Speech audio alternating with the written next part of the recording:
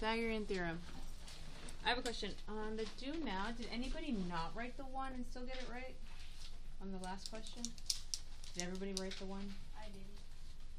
You did not? And did you get it right? Yeah. Ah, yes, I see.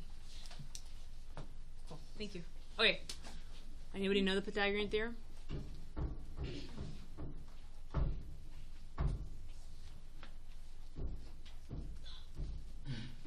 Wish I could like just go through the wall.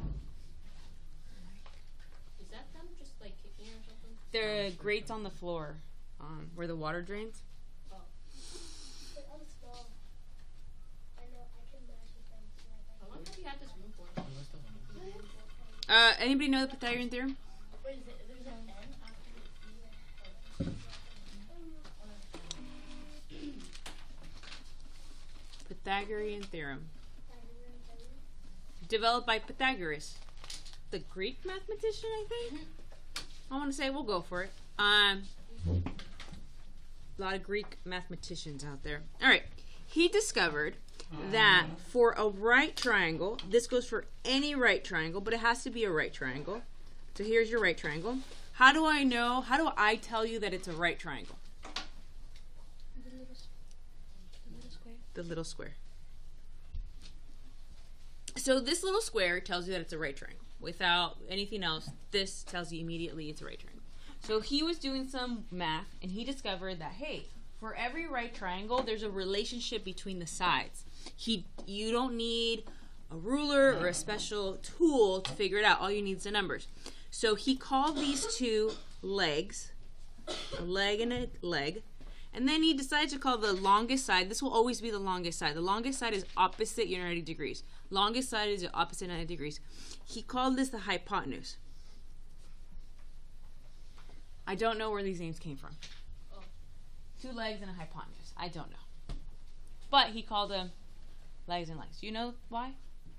I don't know. You know why? Okay. He discovered that, then he's like, let's use the alphabet. He called this one A, B, and the hypotenuse C. Now, A and B can be changed. This could be B, and this could be A, so A and B can switch. But he's like, no. The hypotenuse always has to be C. So your longest side is always C. A and B can switch. A and B can switch. Now, he discovered that if you take the leg A and square it and add it to your other leg, squared though, has to be squared, it equals your hypotenuse squared. It equals your hypotenuse. I know. So A squared plus B squared equals C squared. Oh. Have you heard of that? Yeah. No. Nope. Yeah, it's one of those things. A squared plus B squared equals C squared. You might go home tonight and be like, hey, Mom and Dad, do you guys ever remember A squared plus B squared equals C squared? And it might be in the back of their mind. They're like, yeah, I kind of remember doing that in high school or middle school. It's one of those things that just kind of, for most people, some people, sticks in their head. A squared plus B squared equals C squared. All right, so let's take a right triangle and do some math. Now, this only works when they're squared. It doesn't work when they're just by themselves. So let's think of a number, Miss Lamelli. Okay, yes. 6 centimeters, 8 centimeters, and I don't know, x. So using our formula, today we're solving for C's. We're solving for hypotenuse only. So what number represents my A? 6. Could also be B. A and B are interchangeable. So I'm going to go with 6 squared plus, what's my B? 8 squared, and that equals C squared, or X squared. But okay, now we're going to square them. What's 6 squared, sorry. 36 plus 8 squared? 64 equals C squared. Okay, what's 36 plus 64? 100 is equal to C squared. Am I done? No. Why am I not done? Because you haven't squared a square. Because I have a square, right? I want to know what C is, or X. by itself. Right now, I know that C squared is 100. I don't want C squared. I just want C. So how do I undo a square? What's the square root of 100? Yeah, so we're going to do square root of both sides. Yeah. Yeah. So remember this. So I'm going to do the square root. Let me change colors. Don't disturb my color. I forgot what it was called. Square root, Yeah. square root. So I take the square root of both sides. Let's do some algebra. What's the square root of C squared? What's the square root of C squared? C. Remember, square root is the opposite of squaring. So if you want to get rid of the little 2, you square root it. And then what's the square root of 100? 10. So what does C equal to? 10.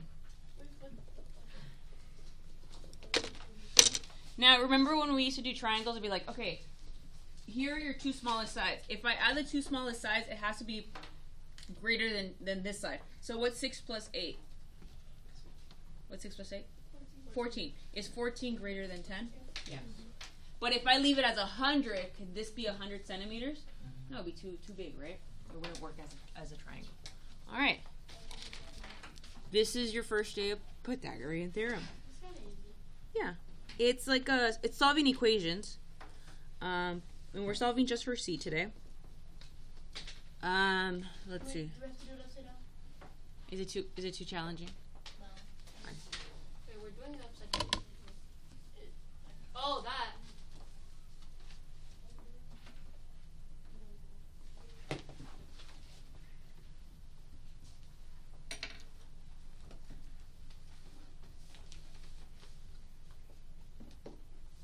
do I do it backwards?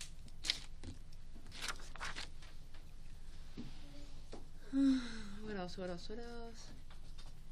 7.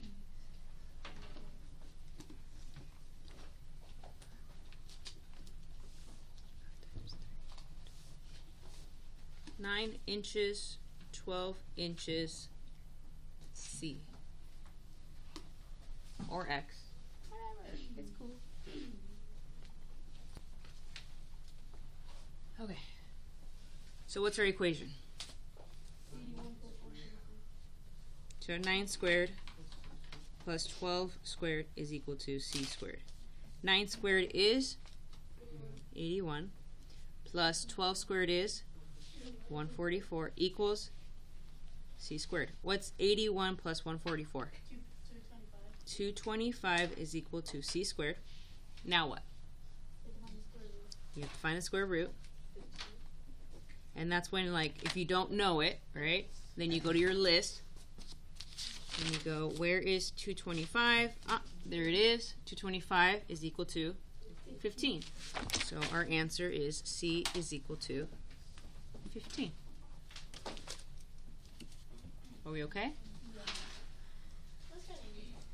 Yeah. Can we send notes to the worksheet? Yeah.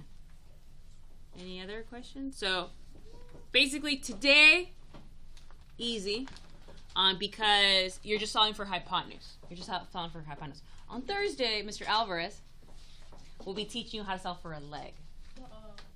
Super, super, super easy. I have a leg.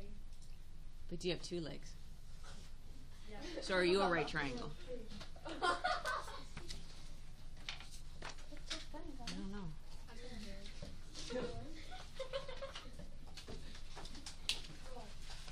All right. What am I grading? The work. The paper. I'm grading the work. What do I want to see? The work.